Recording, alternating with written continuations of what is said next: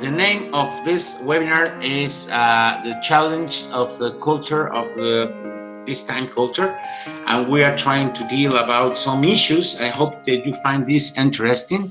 Yes, I'm admitting again. Okay. Good evening, all. Yes, good evening, all. And I will start with the word globalization itself, because we are in this globalized world. We are now suffering for a globalized disease. This COVID-19 pandemic issue is getting all us together. So I think that this subject is very currently happening in this time. So I will start sharing you the presentation. I will start to share the presentation with you. So I am admitting, and now we are 33. And let's see, maybe I will have to interrupt the presentation for admitting persons, but no problem. Everybody is welcome. So I will start with the presentation. We are going to start with globalization, the word itself. So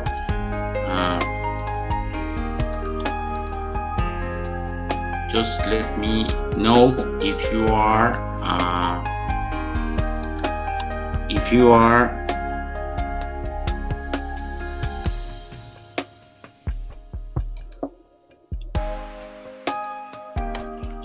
if you are seeing the presentation. Yes, sir, we can see that. Yes? Okay. Okay, thank you. Let's start about the subject itself, globalization. Okay, I have three ideas about globalization. This is the first one, three definitions. I think that everybody has idea what globalization is about. I think that all we already have idea, because this last globalization has occurred maybe since the last century, years 1990 something, and was due, among other things or other reasons, about the technology advances and the economic exchanges. So let's see this definition. This definition comes from the International Monetary Fund, and this says globalization, it's a growing economic interdependence. And this word interdependence is interesting, because it means that what happens to one country affects to another country. And for now this is very common, but before the 20th century, it was not so common. You know, the economy of one country just usually affected the country itself, but not other countries. But it changed because of the, like it says here, because of the increasing of the volume and the variety of the transactions in goods and service, as well as the international capital flows, while the accelerated spread of technology. I think that these elements made globalization happen, because it was easier to connect people, it was easier to make business, it was easier to travel to one place to another. So these factors make globalization happen. So this is the first definition. Let's check the second one. The second one says this is a definition of when in Mexico we speak Spanish, and for the Spanish world, we recognize the authority of the Spanish Royal Academy of Language, and this definition comes from it, and it says it is the tendency of markets and companies to expand, reaching a global dimension that transcends national boundaries. Okay, again, is you know, economy is the main engine that foster the globalization. It's another, once more we find economic reasons for globalization. This time the word market is important, because markets used to be first local markets, then national markets, then international markets, and now we're talking about global markets. It means all the world, all the world. So markets starting to grow, and this growing caused the globalization, the way that people connect each other, travel to one country to another, bring the culture, and that's the next definition about. The next definition about, I think, is very interesting, because it says that globalization is the integrating process and economic, political, social, and cultural interdependence of the nations of the world. So I think that this other definition has another aspect that the other two definitions didn't take very attention in, because this definition deals with an integrating process of economic, yes, economic issues, but also political, social, cultural interdependence of the nations of the world. This is very important. At the beginning of this trading, this exchange, these economic movements in the world, well, just merchandise is starting to go from one country to another, but the merchandise didn't travel alone. It had to travel with people. It had to travel with managers, with sellers, with the people that drive cars and also planes. So this globalization just brought us not only the exchange of merchandise, but also the exchange of people. And people, when travels to one country to another country, also brings the culture with them. So the world is starting to exchange, or starting to have a cultural exchange. A cultural exchange, a very interesting one, because thanks to that exchange, many things have changed. Now it's very common for us, for example, to try to speak English. You know, English is not my native language, but I try to speak English because of the globalization. And you also speak English because, well, I think that India is more common English than in Mexico, because you have it as a second language, and I understand, or maybe third language, because I think that the first language is your own language, and then Hindi, if I'm not wrong, and then the third will be English. In my country is not common to speak English, but thanks to globalizations,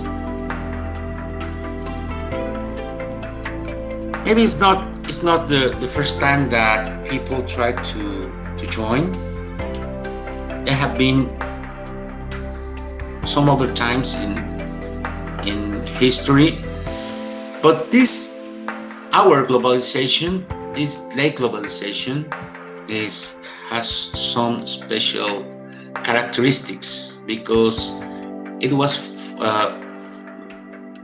due to the advances in technology and science, and also it had to do very much with the communication issues. So our globalization, the current globalization we are living in, it's framed by a special way of living, special way of thinking, that is called post-modernity. Maybe we are now witnessing, everybody, especially in this time, maybe we are witnessing the a special change in postmodernity, because postmodernity itself, it's not clearly defined, because the word postmodernity means what happens after modernity, and modernity it is has been a time, maybe three centuries or more, maybe 4 centuries, in which mankind lived according to some principles, but since maybe the second half of the 20th century, this has changed.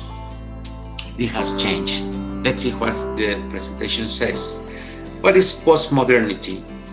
It's an experience of the present age.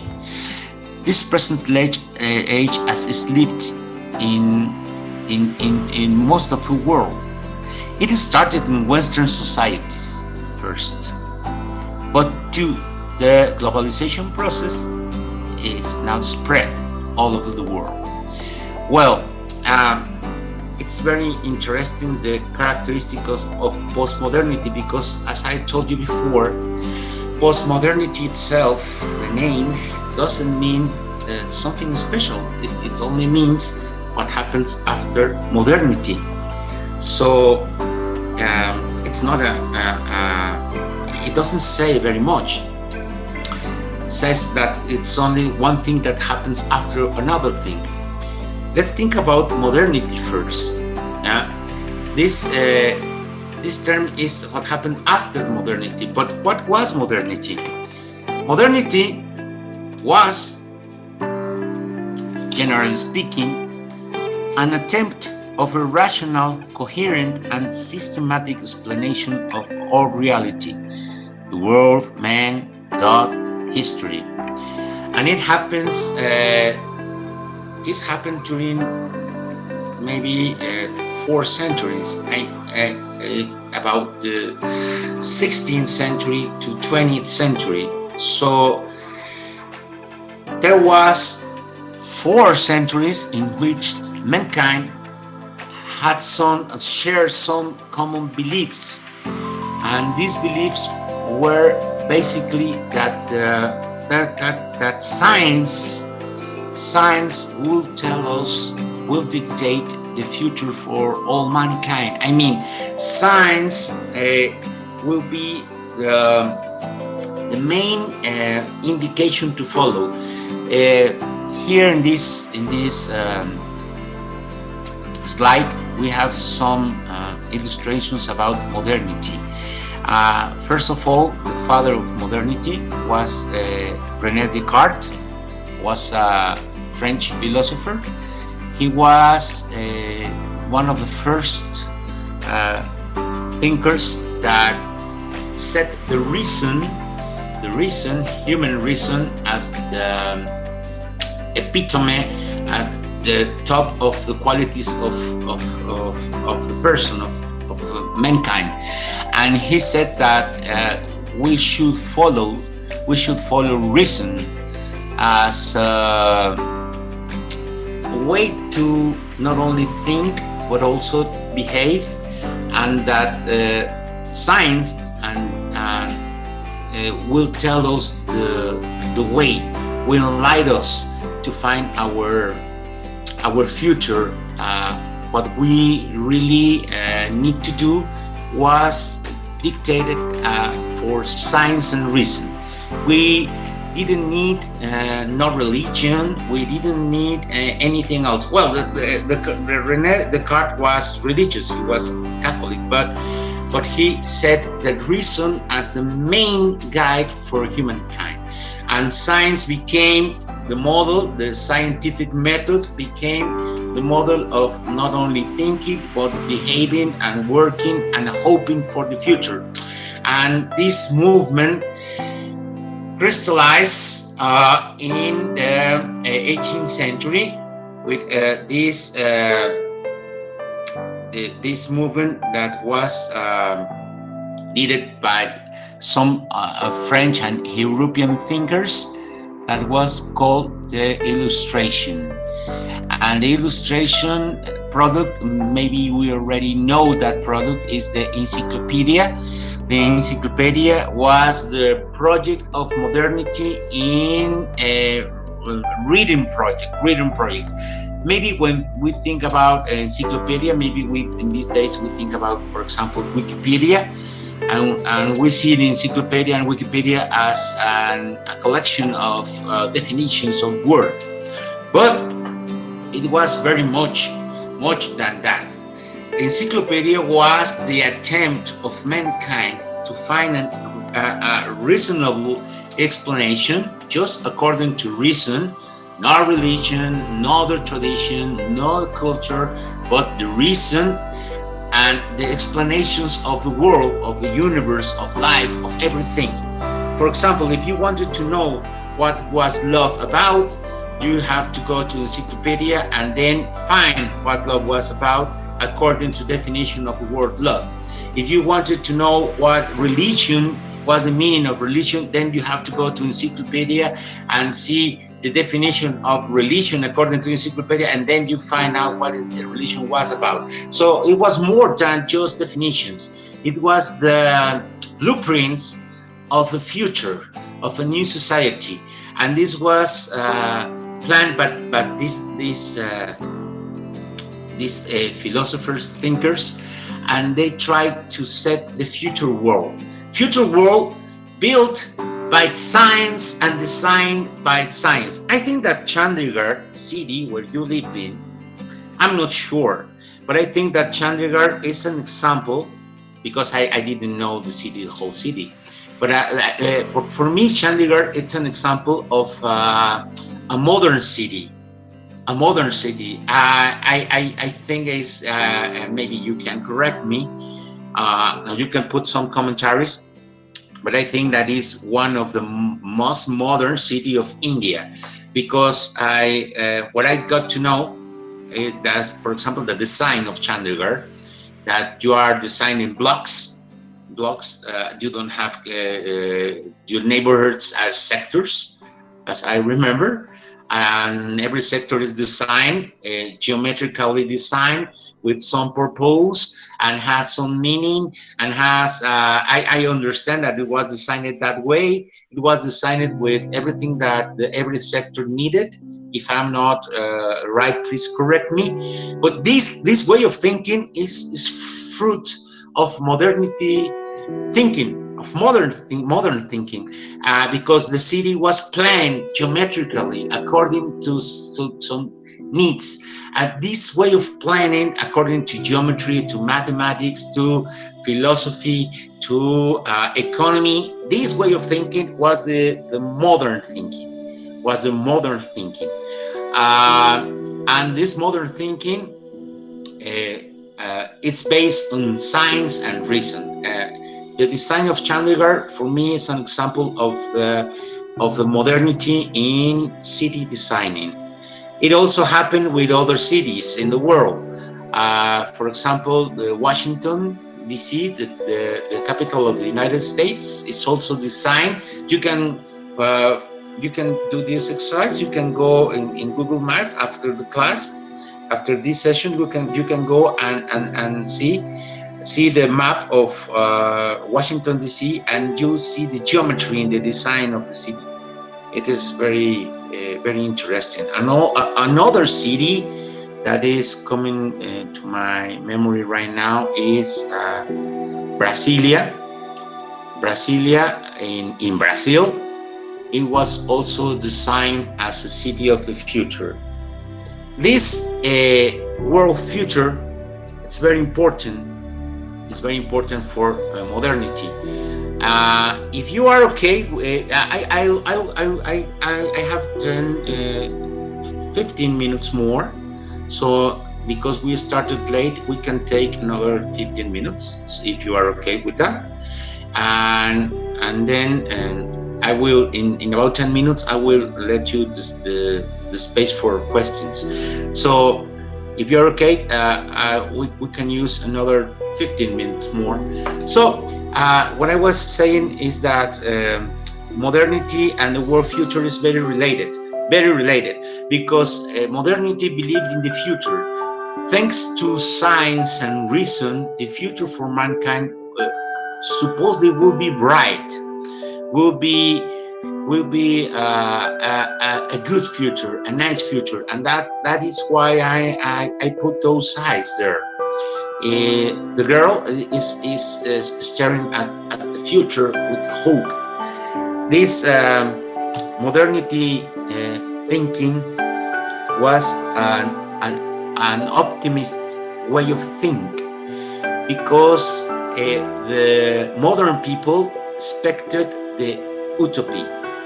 I suppose that you are aware of this word, utopia, and you know the word of the meaning of the word utopia. The word of utopia means a future society when everything is great, everything is perfect, everything is okay, it's beautiful, it's bright, and it's shining, and it relaxed with science and technology, and we expect that nice future, that bright future. We're hoping for that future. And in the modern way of thinking, remember that we are now reviewing the modernity because we are now in post-modernity, but we have to understand what was modernity about to understand why we are living this time right now. Well, with this modern thinking, it was very optimistic. The modern men expected that science and reason will bring humanity progress. The word progress appeared during these centuries, and the word progress itself, it's a word of future, of joy, of promise, a promise of tomorrow. This promise was not a hollow promise, was a promise based on science, reason, economy, politics, and everything that mankind has at their hand to put at work. So I put a pregnant woman waiting for a bright and nice future. Everything due to science and technique will be really nice and beautiful and neat. This was the thinking of modernity. But modernity has a crisis. I don't have time enough right now for make a stop on every of the thinkers there, but I will just name them by person. Maybe you know some of them, maybe you know all of them. Well, Charles Darwin, I think everybody we know him. It set the first blow to modernity. I try to symbolize through the crash glass. I try to symbolize through the crash glass what was the crisis of modernity. It started to have some cracks. Modernity started to have some cracks, and the first crack was caused by the hit or the blow that Charles Darwin put there. Before Charles Darwin, there was a common idea that man was originated or created by God. But after Darwin, this changed. Man just evolutioned from a monkey. So man was not so important. There is no big difference between a man and a monkey, just a bunch of years. And after him is Friedrich Nietzsche, is a philosopher, and he said that reason in human being was not important. The truth of the person is that we are savage persons, that we must follow our instinct, our basic instinct, especially the instinct of domination of the other. Then Sigmund Freud, the father of psychoanalysis, he said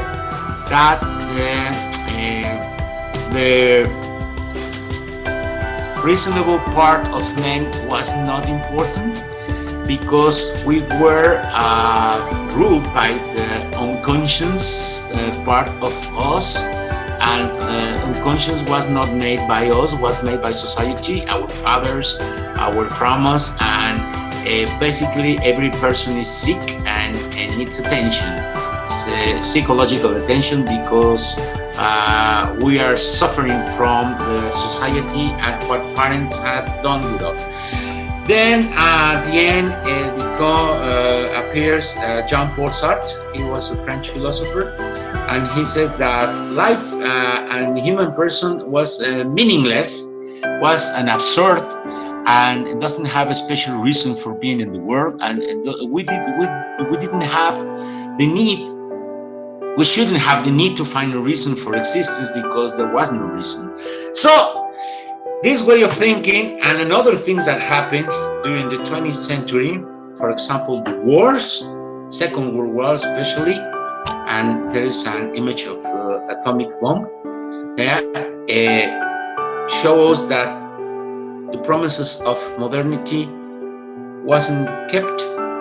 It didn't happen. The rationality failed because this science and reason led people towards an almost annihilation.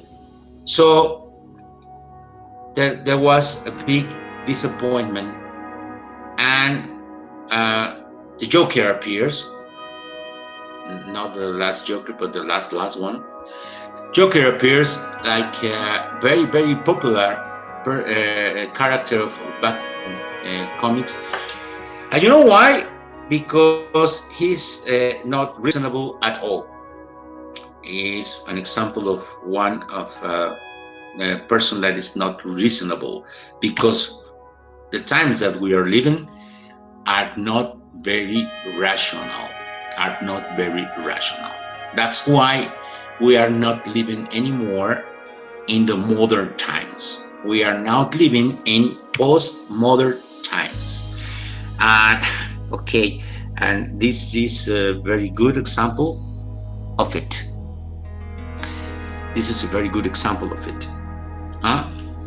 Okay, there are some reference. Okay, I think that will be all for the presentation, and I'm coming back again with you. So if you have some questions, I hope that something was interesting for you. I hope that some of the ideas, because we are setting the scenario for the next presentation next week, if the Lord and the technology allows it. I hope I'll be earlier, and I ask you to be also at time, because we can start at time. Okay, these ideas set us the scenario for the challenges of the time that we are living in. The time that we are living in, these times are very strange times, and not rational times, and we are going to deal with some of the issues of these times next week. I don't know if you have some questions, or I have another 5 minutes. If somebody wants to write down questions, I think that will be easier. If somebody has a question or something to say, any question, I'll be happy to answer. Any comment? All right. Anybody has any questions? Students, do you have any questions? Please type it on the chat box. Oh, ma'am and sirs, I also received questions and comments of what do you think? I don't know if some ideas were clear, or maybe you need for me to make them clearer. I don't know. No, ma'am, says Priya. So what would what we did today? Today we just spoke a little about globalization itself. What was globalization due? And some characteristics of the modern times previous to globalization, that we are not living there. Okay, some of modernity is still there because this era doesn't finish just like that. But the times are changing, and I'm sure that you are feeling it, especially this time. This time we are living is a clear example of these changes. They say, some philosophers, some thinkers say that the times we are living is not a era of change, but a changing era.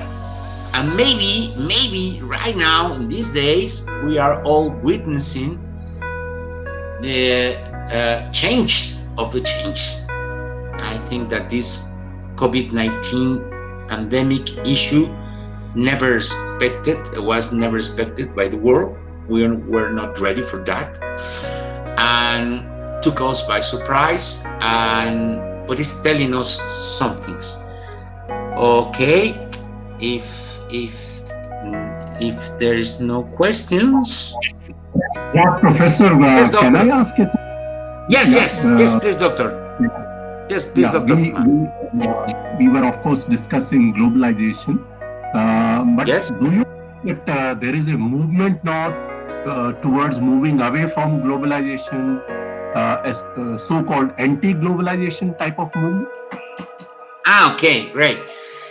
Yes. It's a very, very, very good question, Doctor. I appreciate it very much. I think, yes, that this globalization, in one side, tried to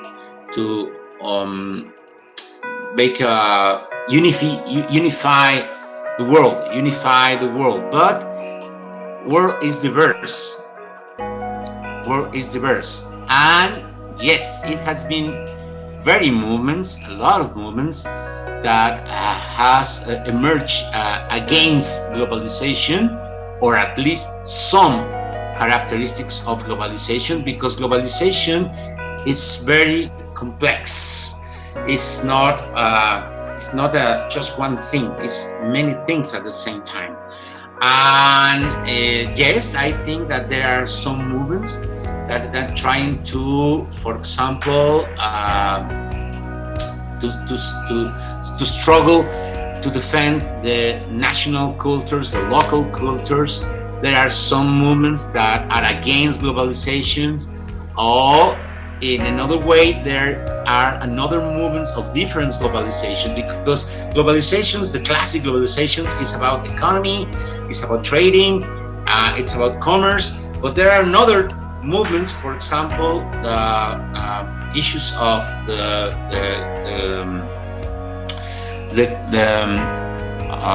I'm losing the word, of the ecological movements, for example. It's another kind of a different globalization. We are trying right now, for example, to globalize solidarity through some institutions, and yes, there are another movements, another globalizations, and yes, there are some movements that are called themselves are called anti-globalizations, or another globalization, because not everything in globalization has been good and great, and not only globalization is not only about economy.